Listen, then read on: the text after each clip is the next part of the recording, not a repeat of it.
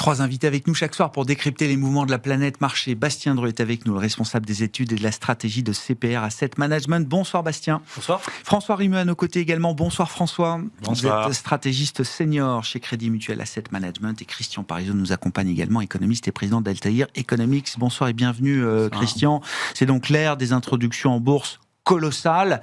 Les records sont faits pour être battus, vous me direz. Donc là, on va exploser tous les compteurs, en commençant avec l'introduction en bourse de SpaceX en juin, qui sera suivie sans doute d'ici la fin de l'année par OpenAI et Anthropic, pure player de l'intelligence artificielle. Qu'est-ce que les montants nous disent des enjeux et qu'est-ce que ça implique pour des marchés actions et pour l'appétit des investisseurs actions en l'occurrence, Christian?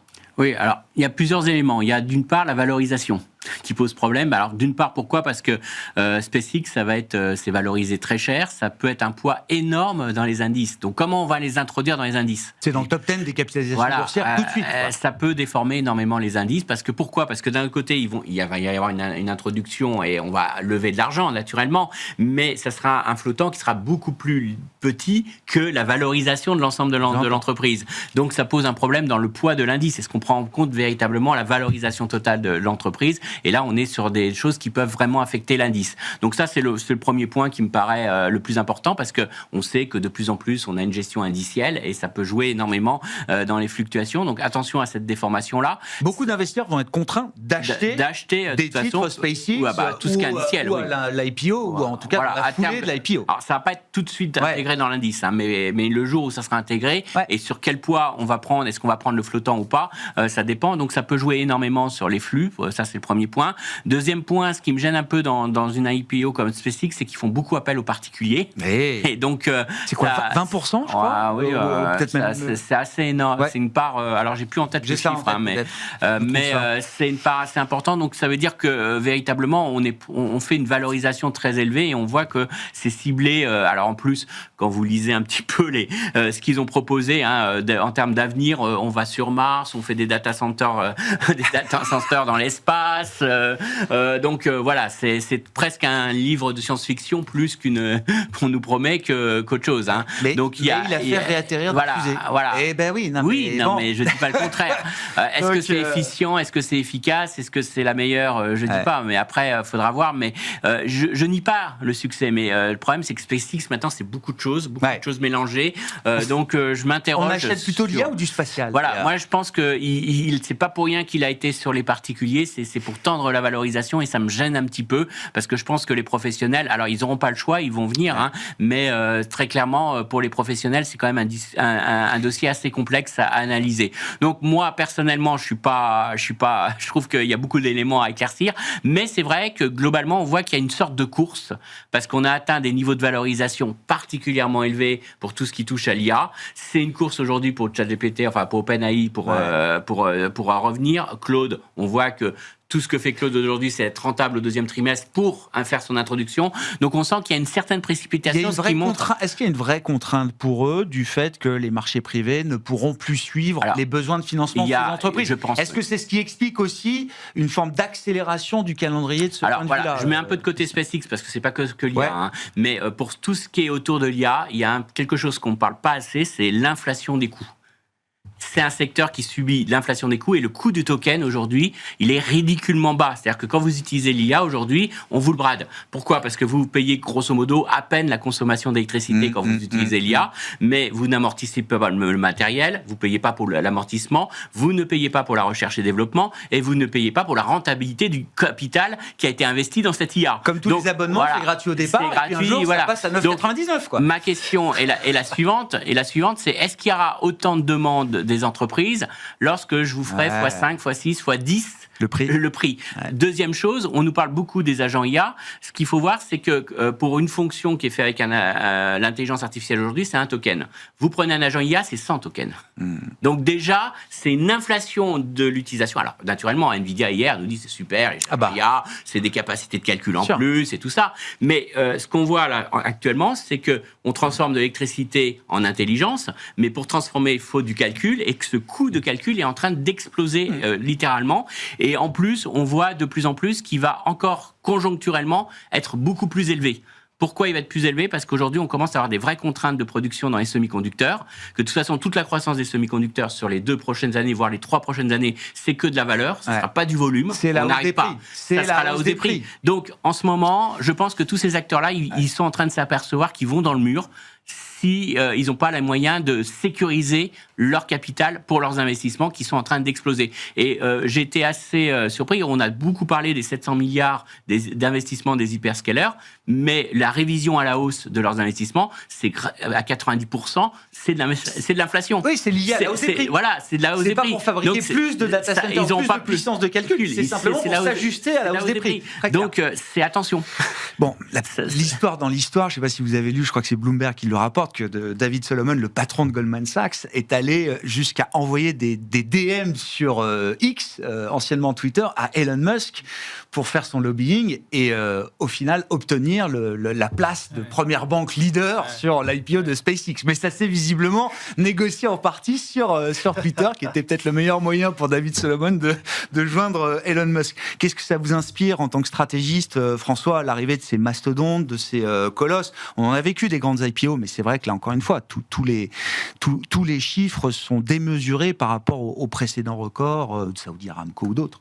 Ouais, c'est pas étonnant vu le contexte dans lequel on est. Il y a un afflux de liquidité qui est dingue, il y a une rentabilité qui est dingue. Donc effectivement, en termes de timing pour ces boîtes-là, rentrer en bourse maintenant, ça a beaucoup de sens. Elles ont les problématiques de financement, effectivement. Il faut sécuriser du capital. Les valorisations sont très élevées. Il y a une très forte demande des investisseurs. Bon, c'est le bon moment pour y aller. Après, il faut rappeler que historiquement, les introductions en bourse, quand on participe à une IPO, en général, à court terme, on gagne peu d'argent. Voire on en perd en moyenne. Mais effectivement, sur le moyen long terme, il va y avoir une demande parce que tout le monde veut participer à cette thématique-là et le retail sera probablement présent. Et le côté indiciel fait que, de toute façon, la place financière va participer vu les montants qui vont être auxquels vont être valorisés. Donc la demande sera probablement là. Après, est-ce que le retour sur investissement à 5 ans, à 10 ans sera là? Ça, c'est une autre question. Effectivement, on se pose des questions sur SpaceX, sur le côté valorisation, sur le côté business model exact, sur le côté on vend un peu du rêve. Bon, il y a des doutes sur le moyen long terme, et même sur en Claude ou Anthropic et OpenAI. Il y a une grosse concurrence sur ce secteur-là. Ces boîtes ne sont pas profitables. Alors, peut-être sur un trimestre pour Anthropic, mais à confirmer, parce qu'un trimestre de profit... Oui, pas encore. Et ça ne veut pas dire qu'ils seront profitables sur le trimestre suivant. Ça, à la limite, Amazon n'a pas été profitable pendant des années. Bon, tant qu'on a une idée à peu près précise du business model et la domination de la boîte, ça peut s'accepter si on a une idée de rentabilité future qui est telle. Et Amazon, ça a très bien fonctionné. Là, la problématique, c'est que les players, dans 5 ans ou dans 10 ans, on ne sait pas exactement si la domination, ce sera les mêmes qu'aujourd'hui. Ça va très très vite, ça bouge très très vite. On ne sait pas si on sera capable de rentabiliser les investissements ou est-ce que la solution, in fine, ce sera de produire à moins cher et d'avoir quelque chose qui sera peut-être moins optimal, mais in fine beaucoup plus rentable. Donc il y a quand même un doute sur le business model à terme de ces boîtes-là. Maintenant, à court terme, la demande, elle sera probablement là. Bon, toutes les grandes IPO tech n'ont pas connu forcément des débuts glorieux. Il faut se souvenir de Facebook. À l'époque, ça a été quand même un crash spectaculaire pour l'introduction en bourse de Facebook au Nasdaq. Alors depuis, évidemment, l'histoire est différente, mais effectivement, le moment du primaire, c'est toujours un moment quand même un peu particulier. Qu'est-ce que ça vous inspire, là aussi, Bastien, la place de l'IA dans ces marchés? Puis ça nous amène aussi au sujet de la concentration, de l'exposition des portefeuilles au thème de l'IA qui va forcément se renforcer encore avec les nouveaux entrants. Déjà, sur SpaceX, pour revenir là-dessus, en fait, sans se prononcer sur la nature finalement de l'activité de SpaceX, si on parle déjà de 2000 milliards de dollars de valorisation, comme on disait tout à l'heure, c'est déjà dans le top 10 d'entrée de jeu, dans le top 10 mondial d'entrée de jeu. Ça fait déjà entre 6 à 7% du PIB américain. C'est déjà quelque chose qui est vraiment énorme. On est en train de dire collectivement qu'il y a une incertitude sur la valorisation. En moyenne, les IPO, la performance est négative à court terme, mais en même temps, ça pourrait très bien marcher. Et puis là, ce qu'on a pu voir dans les résultats financiers de SpaceX, c'était que pour l'instant, l'entreprise n'était pas profitable. J'ai regardé tout à l'heure. Bon, c'est des exemples, mais bon, voilà, c'est juste pour se donner des idées. Entre le moment où Amazon était est devenu profitable. Ouais. Et aujourd'hui, sa valorisation de marché a fait x15. Ouais. Même chose pour Tesla, à peu près x15. Bon, c'est peut-être un hasard, mais voilà. Imaginons que SpaceX, ça marche. Et qu'on ait une valorisation de marché qui soit, disons juste x2 ou x3. Un multiple, quoi. On arrive déjà à quelque chose comme 15, 20, 25% du PIB américain. Donc là, en fait, je veux juste... Ça me rappelle l'histoire. Novo Nordisk rapporté à la taille Exactement. du PIB danois, Oui. où à un moment, ça c'est un peu gonflé, où à un moment, l'économie danoise était Sauf que le Danemark, c'est Novo petit. Nordisk, quoi. Le Danemark, c'est petit. Oui, Et sûr. le PIB américain, Ouais. il est monstrueux. Donc, si on se retrouve avec une valorisation qui fait x3 ou même x0,5, hein, il y aura un effet macroéconomique qui sera très rapide, avec des effets richesse qui sont soit positifs, soit négatifs, qui seront très forts, parce que finalement, après, qu'est-ce qui se passe ? C'est du patrimoine des ménages américains. Et en fait, on est en train de rentrer dans quelque chose avec des conséquences macroéconomiques qui sont jamais vues, en fait. Ouais. On n'a jamais vu, un impact d'une introduction en bourse potentiellement aussi fort. Après, voilà, on ne sait pas ce que ça donnera à l'évolution du prix. Si ça se trouve, ça fera rien, ça bougera pas. J'en doute. Non, ouais. Mais en tout cas, les conséquences macroéconomiques sont vraiment extrêmement importantes, quoi. Ouais. Et ça, on a encore du mal à l'apprécier. À le percevoir, On n'en parle pas encore beaucoup, mais... Ouais. On a parlé depuis Apple, quand même, on parle d'entreprise avec une empreinte un peu macro, globale, etc. Mais comme vous dites, les records sont faits pour être battus et chaque fois, les chiffres sont plus impressionnants et plus démesurés. L'empreinte est toujours plus importante par rapport au record précédent. Imaginons même que ça marche, que ça fasse x2 ou x3 au bout de quelques années. Les ménages américains seront... ils n'ont jamais été aussi riches. Ouais. Alors là, ils seront riches comme... voilà. Les records sont faits pour être battus, comme vous dites. Ouais. En moyenne, hein. Riche en moyenne. Non, mais en moyenne, bien évidemment, parce qu'après, il y a des problèmes de répartition de la richesse. Voilà. Oui, alors, qui sera quoi Ce sera le premier trillionnaire, oui, c'est voilà, ça c'est ça, oui. C'est parti pour bon, on verra d'ailleurs dans quelle mesure l'introduction en bourse de SpaceX se transforme pas en référendum pro ou anti-Musk. Hein. Il y a toujours un peu de ça avec une personnalité, là aussi, qui devient presque un critère d'investissement pour certains. Tesla ne vaudrait pas ce qu'elle vaut en bourse s'il n'y avait pas Musk. Ah oui. Parce que, donc net, c'est quand même positif d'avoir Musk à la tête de son entreprise. Alors, je sais pas, mais il y a que Musk qui peut faire admettre aux investisseurs que Tesla demain va faire des robots et plus des voitures. Et que personne ne sourcille et que personne ne le sanctionne dans la valorisation. Si Renault, demain, venait vous voir et vous disait notre avenir, c'est de faire des robots, et qu'on va arrêter une usine en France et on va en faire à la place des robots, alors qu'on sait que les robots, ça fonctionne pas encore. Il y aura peut-être un jour des robots, je dis pas, mais qu'on en est très loin et son robot est très loin de fonctionner, mais ça fait rêver. Donc ça maintient la valorisation de Tesla. Mais derrière, le fond du problème, c'est que la partie automobile souffre énormément aujourd'hui. Mais il maintient la valorisation de Tesla grâce à ce futur qui vend et cette vision. Donc oui, il y a une croyance, quoi. Il y a une forme de communication, c'est une communication. Bon, c'est une ère nouvelle, vous l'aurez compris, en matière d'introduction en bourse, en matière de leadership et de management d'entreprise avec Elon Musk. Je voulais qu'on dise aussi un moment, c'était un peu le sujet aussi, François, la concentration des portefeuilles et des performances à ce thème de l'IA, qu'on retrouve évidemment dans les marchés actions. Et dans les marchés de crédit. On en a déjà discuté, mais c'est vrai que chaque mois qui passe voit des levées de fonds et jumbo. C'est des 5 milliards par-ci par-là qu'on va ramasser sur les marchés obligataires, sur les marchés de capitaux. C'est-à-dire qu'un investisseur qui se dit je suis investi sur les actions et sur le crédit, ça me permet de me diversifier, c'est un peu de moins en moins vrai quand même. Alors c'est de moins en moins vrai, surtout depuis que les taux montent. Donc là, ça diversifie moins, effectivement. À court terme, il n'y a sans doute pas beaucoup de problèmes, parce que ces boîtes, il y a un risque de défaut qui est de zéro. Sur le marché du crédit, de toute façon, il y a des taux de défaut qui sont extrêmement faibles. Il n'y a pas de défaut sur l'investment grade, on a moins de 2% sur le high yield. Donc pour le moment, toute la sphère corporate, elle est vue comme quelque chose de très sécure, et c'est pour ça qu'on a une demande qui est toujours très forte des investisseurs. On voit des ratios de bid to cover qui sont de là de 3, 4, 5, 10 fois de temps en temps. Et il n'y a pas de raison que ça change à court terme, tant que les investisseurs sont très contents d'aller loquer du 5, 6, 7% à terme avec un risque de défaut de zéro. c'est super, hein, finalement, on n'a jamais été aussi bien payé sur l'obligataire parce qu'en plus, ils qu'aujourd'hui. payent bien. Ces boîtes payent bien en plus. Le niveau des taux fait que, globalement, on est correctement rémunéré sur le crédit aujourd'hui, malgré des marges, des spreads qui sont très faibles. Si on prend un peu de recul, finalement, ça fait quand même très longtemps qu'on n'a pas été aussi bien rémunéré sur l'obligataire que maintenant. Et c'est encore plus vrai si on regarde ça sur la partie taux réel, où on a 3% de taux réel sur le 30 ans US quasiment. On est bien rémunéré. Hein. Il faut se poser la question de savoir, à horizon 10, 15, 20 ans, est-ce que c'est pas là qu'il faut mettre son argent ? Sa retraite, 3% taux réel sur 30 ans. Donc, un taux réel à 30 ans, ou alors du Google ou autre, du Meta sur de la partie corporate, avec une émission à 5, 6, 7 ans qui m'offre un rendement acceptable. Est-ce que vraiment je veux un risque de défaut à horizon de ma retraite là-dessus ? Non. Donc la demande, elle va être là. Maintenant, la question, c'est de savoir... est-ce qu'on a assez de liquidité, en fait, pour tout ça ?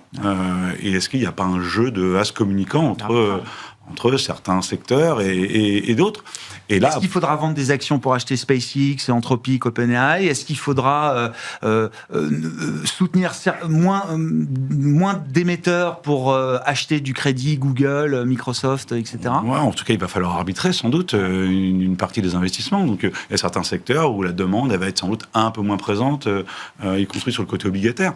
On parlait tout à l'heure de Peugeot et des fabricants de voitures. Bon, c'est plus compliqué. C'est plus compliqué d'attirer des capitaux que quand on est Google ou autre sur le marché obligataire. Quand on est un acteur immobilier, c'est plus compliqué. Les taux réels se tendent. Aux États-Unis, on voit bien que même si les prix ne bougent pas depuis X années, mais graduellement, les stocks de maisons à vendre augmentent, etc. Donc, est-ce que pour tous ces acteurs-là, ça va être aussi facile de lever de l'argent demain ? Pour toute la sphère privée, le private equity, le private credit, pas faire une émission dessus, ce serait trop long, mais il y a des besoins de capitaux qui existent et aussi ces capitaux, ils vont se battre pour les mêmes sur différents investissements. Donc on peut avoir quand même un effet négatif sur certains acteurs un peu plus fragiles, sur lesquels trouver des capitaux va devenir un peu plus compliqué demain, parce qu'il y a des besoins de financement sur des gros acteurs qui vont aspirer toute cette liquidité-là dans le marché. Ouais. À propos de taux, ça nous permet d'embrayer peut-être sur le sujet des marchés obligataires. Bon, c'est la question qu'on se pose là déjà depuis plusieurs jours dans l'émission, Bastien, mais je veux bien votre avis et votre analyse pour commencer. Au début de la crise du Golfe, on a eu un mouvement d'aplatissement des courbes. Les taux longs sont remontés très très fort avec l'idée que les banques centrales allaient ne pas hésiter à resserrer très vite, très fort face aux risques montants d'inflation. Et puis, depuis quelques jours, on retrouve un mouvement un peu inverse, et c'est quand même plutôt les parties longues qui s'animent, qui retrouvent beaucoup de volatilité et qui, j'allais dire, grignotent en termes de rendement des niveaux un peu plus élevés chaque jour ou quasiment, quoi. Qu'est-ce qui se passe, sachant que c'est un phénomène global et qu'on n'est pas juste dans le mouvement Liberation Day ou dans le mouvement Liz Truss en octobre 22, très spécifique à un pays, très spécifique à une décision politique en l'occurrence. Malgré tout, sur les dernières semaines, sur les derniers jours, il me semble que les taux américains ont un peu plus monté que les taux européens, les taux britanniques, par exemple. Et alors que, depuis le début de la guerre, il y avait eu une progression des taux américains qui était un peu plus contenue que les taux européens. Et ce qui s'est passé, c'est que depuis quelques jours, je crois que c'était la semaine dernière, on commence à avoir des indices d'inflation américains qui commencent à déraper sévèrement, quoi. Enfin, quand on regarde le PPI qui est à 6% quand même, publié la semaine dernière, là, on peut commencer à se poser des questions. Et puis en fait... ce qui était intéressant dans ces chiffres de PPI, qui d'habitude sont regardés par personne. Ça, c'est l'inflation à l'entrée des entreprises. Donc c'est l'inflation qui rentre dans le système. Oui, c'est en 2 mois, par exemple, le prix des transports de marchandises a progressé de 8%. Et ça, c'était relativement stable sur les derniers trimestres. Et une progression aussi rapide, ça rappelle vraiment ce qui s'est passé en 2021-2022, pour ça en particulier. Donc ça peut assez vite faire des effets de second tour, finalement, sur les prix des marchandises, par exemple. Et on a commencé à regarder un frémissement du packaging plastique, par exemple, dans les prix à la production aussi aux États-Unis. Donc, c'était une série qui faisait absolument rien. Puis tout d'un coup, là, en mars-avril, on voit que ça commence à faire quelque chose. Donc il y a une sorte de prise de conscience, je pense, que des effets de second tour... Du prix du plastique, on arrive à tirer le fil jusqu'au salaire des Américains, Bastien. Effet de contour. Je m'explique. Je ne parle pas du marché du travail. Là, je ne pense pas du tout que le marché du travail soit dans une situation... Mais une diffusion de l'inflation, quand même. Oui, une diffusion de l'inflation. que j'ai appelé peut-être maladroitement effet de second tour, mais en fait qui pourrait être plus direct, plus rapide que ce qu'on aurait pu se dire au tout début du conflit, quoi. Et puis on voit bien que finalement Warsh, par exemple, lui, il n'aura plus du tout son mot à dire parce qu'il sera tout seul. Finalement, quand il arrivera au FOMC, il sera peut-être avec Waller et Bowman, ils seront tous les trois contre les 9 autres. On est à peu près là. Bon, Powell, on verra ce qu'il fait. On lui a réservé un petit comité d'accueil. La décision aussi divisée, dispersée du dernier FOMC montre que quand même, il y aura un peu de boulot pour les convaincre. Quoi. Pour revenir au marché obligataire, je pense que finalement, le mouvement qu'il y a dû y avoir un peu spécifique au taux américain était en fait une sorte de prise de conscience que l'inflation allait accélérer peut-être plus vite que prévu. Et donc, on se dit quoi, le mimétisme ou le schéma ou le parallèle avec 2022, il redevient pertinent. On a passé des heures à expliquer que ça n'avait rien à voir, que on partait pas du même niveau ni de taux, ni de croissance économique, que 2022, il y avait en plus le choc de demande. Il y a beaucoup de points pour lesquels c'est très différent. Le marché du travail est très différent. Mais est-ce que le résultat peut être quand même similaire ? D'avoir une hausse de taux aussi rapide, non, je pense pas. D'accord. Là, parce que pour tout ce qui concerne le marché du travail, il n'y aura pas d'effet d'entraînement. Ce que disait Powell, c'est qu'il n'y a aucun risque qu'il y ait une progression des salaires. Donc ça, il n'y a pas du tout de côté aussi important dans la hausse des taux qu'on peut anticiper. Ouais.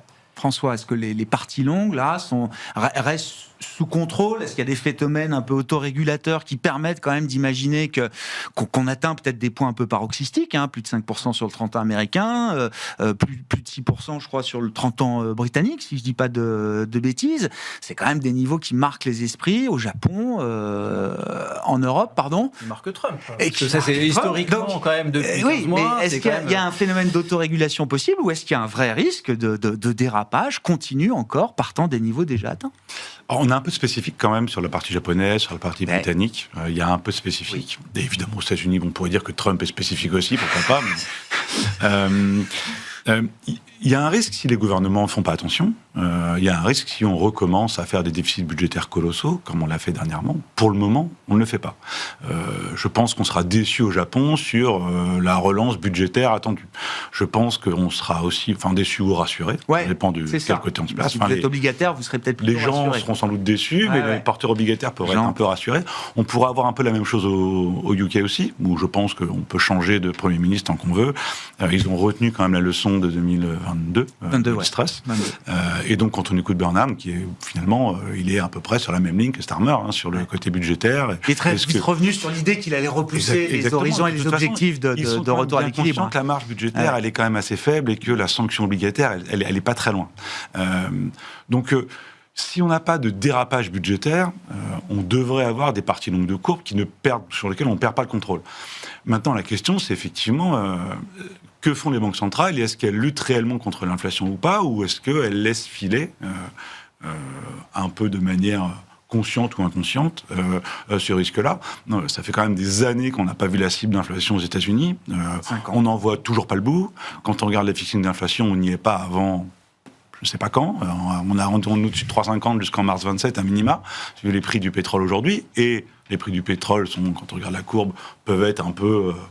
entre guillemets, trop optimiste sur le futur, si on n'a pas de règlement. Donc, on voit bien que pour le moment, ils laissent filer, globalement. Là, vous dites qu'il y a quand même une réticence, parce que c'est vrai que les discours de banquiers centraux, on les suit, ça va, ça vient, etc. Mais il n'y a pas de...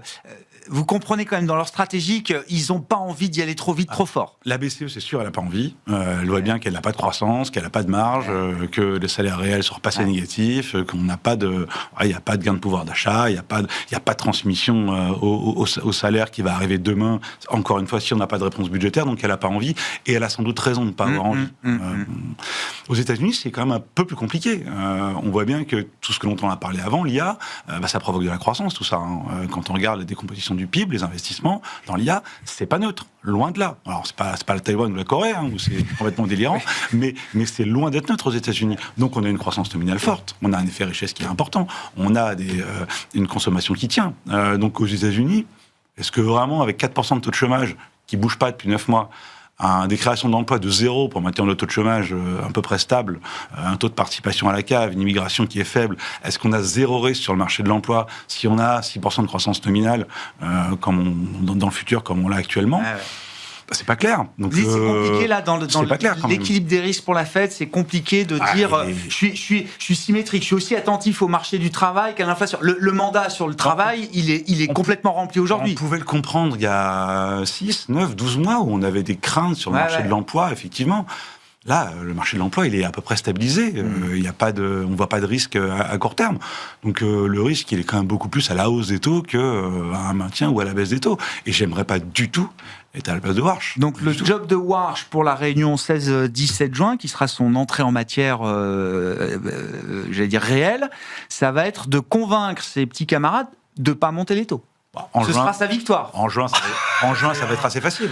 En juin, ça va être facile. Oui, mais je parle des réunions suivantes. Mais si on se projette ça va se discuter en juin. Si on se projette un peu et que Hormuz n'est pas réouvert et qu'on a toujours l'IA, qu'on a toujours la croissance. Déjà, il aura rempli sa mission. C'est déjà pas mal. C'est déjà pas mal. Septembre est pour moi tout à fait live, potentiellement. Christian. Oui, alors juste, si vous devez raisonner sur la courbe des taux, c'est relativement simple. Il y a deux scénarios.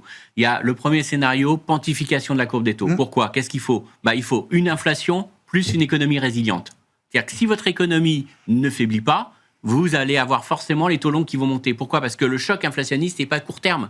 Puisque si les ménages acceptent les hausses de prix, ils continuent à consommer, ça veut dire que les entreprises peuvent répercuter les hausses de prix qu'elles ont subies sur le consommateur, que le consommateur, pourquoi il consomme ? Alors, effet richesse, c'est une croissance très inégale entre les ménages, croissance en cas, mais bon, in fine, on regarde les chiffres macro, et qu'est-ce que va regarder le marché ? Il va se dire, finalement, ce choc inflationniste, il va persister, parce que les entreprises peuvent monter les prix, le consommateur l'accepte, et donc la courbe des taux va se pontifier. La seule façon pour limiter que la courbe des taux se pontifie trop, c'est que la Banque centrale réagisse et remonte ses taux. Ouais. Et c'est ça qui fera qu'on n'aille pas une explosion de la pente, parce que sinon c'est la panique sur l'obligataire, parce qu'on se dit finalement le choc inflationniste il n'est pas de très court terme, il va peut-être rester 4-5 ans, et là vous révisez complètement les taux réels. Donc première hypothèse, l'économie reste solide, et ce qu'il faut bien retenir, c'est que les taux longs sont montés sur la semaine dernière sur des chiffres d'inflation forts, mais des chiffres d'activité forts.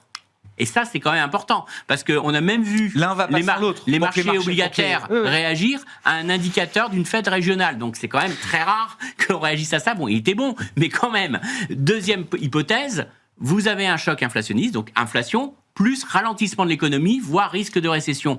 Là, qu'est-ce qui se passe ? La courbe s'aplatit. Parce que les taux longs, ils se disent, il y a certes ce choc importé, mais de toute façon, ça veut dire que les entreprises vont pas pouvoir répercuter ça sur la prix de vente. Ça va peser sur leur marge. Si ça pèse sur leur marge, comme elles peuvent rien, elles subissent les hausses de coûts, elles vont licencier. Ça va peser sur l'emploi. La consommation va pas accepter les hausses de prix. Il y aura pas d'inflation durable. Et derrière, est-ce que la Banque centrale va monter les taux ? Non, parce que certes, elle a pas son objectif d'inflation qui est atteint, mais elle voit très bien que c'est une inflation importée, que monter les taux fera pas produire plus de barils de pétrole. Et donc, à ce moment-là, soit elle fait rien, soit éventuellement la bonne solution à terme, c'est de baisser les taux pour soutenir un peu l'activité. Donc là, scénario 1, c'est le scénario américain, scénario 2, c'est le scénario européen, c'est ça, Christian ? Si on n'était pas corrélé au marché américain, c'est ce qui devrait se passer sur les courbes des taux, c'est-à-dire une courbe des taux européenne qui s'aplatit et une courbe américaine qui peut éventuellement et donc un écartement qui repart théoriquement entre les États-Unis et l'Europe sur le plan des taux. Marchés, la BCE va plus monter ses taux que les États-Unis. Chercher l'erreur. C'est chercher l'erreur. C'est ce qu'aujourd'hui intégré sur les marchés monétaires. Donc il y a quand même un vrai problème en ce moment de communication, c'est que on pense que ce sont des gentilles colombes du côté des États-Unis et que ce sont des méchants faucons du côté de l'Europe. Bon, faudra peut-être réviser. Perception aussi. Voilà. Il y aura peut-être des changements et des révisions à mon avis à faire. On écoute, à quel moment, etc. Voilà. Je pense que les marchés ont un petit biais sur l'Allemagne qui est pas forcément. Ils oublient aussi. Il y a une histoire. Mais ils oublient aussi que l'Allemagne n'a qu'une voix, comme Monsieur Kevin Warsh n'a qu'une voix au sein.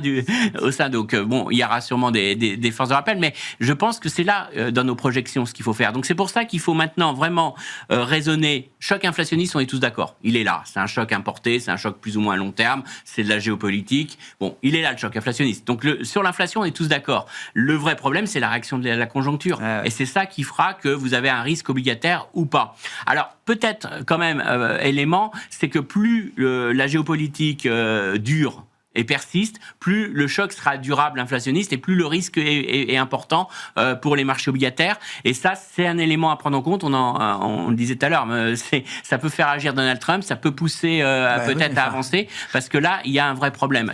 Autant sur le Liberation Day et les tarifs, il pouvait revenir en arrière d'un claquement de doigts, autant là, sans être spécialiste, on a l'impression quand même que c'est difficile. Mais il va falloir régler le problème et que tout le monde va réagir, parce que là, c'est un coût très clair sur la conjoncture, c'est un coût très clair. Et si les marchés obligataires s'emballent, je pense que là, ça forcera quand même à régler au plus vite. Monsieur Trump nous a encore dit il y a avant-hier qu'il n'était pas pressé. Là, il sera beaucoup plus pressé, encore plus, parce que là, c'est un vrai problème pour la stabilité financière mondiale. Donc là, s'il y a une crise demain, ça viendra des taux longs. C'est pas de la bourse. Et si derrière la bourse corrige fortement, ça sera à cause des taux longs, pas à cause peut-être de l'IA, de déception. Ça jouera peut-être, mais ça fera des arbitrages, des dettes dans les crises financières quand même. Ça fera des rotations sectorielles. Mais là où il y a un vrai scénario baissier sur la bourse, ça vient du marché obligataire. On peut à un moment avoir effectivement repartir dans une divergence de politique monétaire entre États-Unis et Europe. Enfin, la BCE va délivrer une hausse de taux en juin parce que il faut le faire et parce que elle est écrite et que c'est aussi une partie quand même de la crédibilité qui se joue. Mais comme le dit François, et je le rejoins assez, il y a sans doute pas un enthousiasme délirant à se dire qu'on repart dans un cycle de hausse de taux, etc. D'autant que plus elle montera ses taux, plus elle aura peut-être à les rebaisser derrière. Là, les PMI étaient quand même franchement un peu froids. PMI composite là aujourd'hui, donc ça sort vers les 47 pour la zone euro. Quand on regarde les composantes, bon évidemment les composantes prix augmentent beaucoup, mais quand on regarde la composante emploi, c'est là qu'on voit qu'elle est partie bien dans le sens négatif. Clairement, elle s'installe clairement en zone de contraction, et je crois qu'on l'a pas vu aussi négatif depuis longtemps. Quand même. Et ça, c'est une énorme différence avec 2022, parce que 2022, faut se rappeler qu'on partait de moins 0,50 quand même pour le taux de dépôt, donc pour aller de moins 0,50 à 4%, c'est qu'il fallait quand même avoir des vrais arguments, des vraies craintes de surchauffe sur le marché du travail, etc. En tout cas, il y avait ces craintes-là. Là, ça n'a plus rien à voir. Là, le marché du travail est quand même beaucoup moins tendu que ce qu'il pouvait être en 2022. Il n'y avait pas ce choc de réouverture comme à l'époque. Donc en fait, je pense qu'ils sont un peu, comme on le disait tout à l'heure, pour Warsh, en fait, ils doivent prier pour la réouverture de Hormuz. Parce qu'en fait, celle-là, la prochaine, pour juin, elle est à peu près actée. Mais ils ne savent pas du tout ce qu'ils feront ensuite, et je pense qu'ils mettent une condition énorme sur ce qui se passera au niveau du détroit d'Ormuz. Si le prix du baril rebaisse, on se dit, on a montré que nous, en tout cas, on était prêts à faire quelque chose, on a fait quelque chose, on a remonté de 25 points de base. On a bien encadré les anticipations. Voilà, c'est ça. Et en fait, si Hormuz rouvre, ils s'arrêteront là, tout simplement. Parce qu'en fait, la situation vraiment de la croissance ne permet pas vraiment le marché du travail. Donc il y a encore l'idée quand même qu'une réouverture d'Ormuz permet une normalisation assez rapide de la situation en termes de prix sur le pétrole, en termes de prix sur les marchés obligataires. En fait, il y a un graphique très simple à faire, c'est le taux 10 ans, les taux 10 ans, allemands ou américains, en parallèle avec le pétrole. C'est 1 pour 1.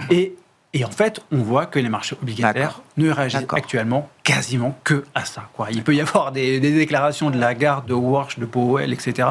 Peut-être c'est un tout petit peu différent avec les indices d'inflation de la semaine dernière aux États-Unis, mais sinon, on a vraiment une corrélation qui est extrêmement forte. Donc oui, les marchés obligataires attendent complètement la résolution de cette situation-là à Hormuz.